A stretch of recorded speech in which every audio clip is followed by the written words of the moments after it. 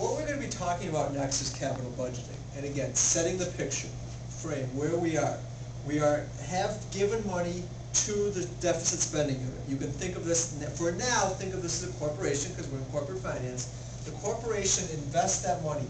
They have some profits, cash flows come off. What do they do with that money? When should they invest it back at the firm? When should they give it back to the investor?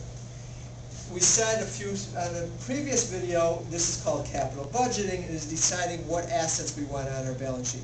Why is that so? Because we're deciding when we want to reinvest, what new plants, new property equipment we want. Capital budgeting is, in essence, no more than a cost-benefit analysis. So what we are trying to do is make the decision to invest when the benefits outweigh the costs.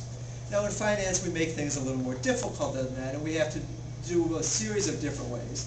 The best way to do it is called net present value. And all this does, it takes the present value of the benefits, and it takes the present value of the costs and subtracts them. And it becomes very clear when you look at it like this. If we forget the math for a second, if the present value of the benefits is greater than the present value of the costs, net present value is positive, and you accept the project. So if net present value is greater than 0, accept the project. Do it.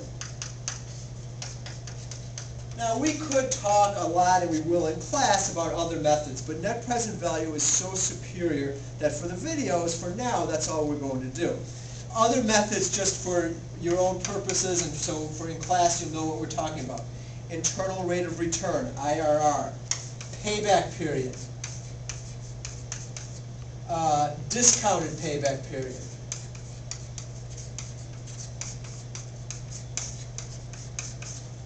Profitability index.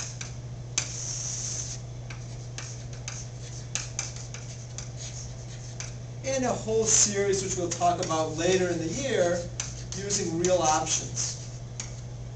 But again, net present value is the preferred method. I want you to be understanding everything.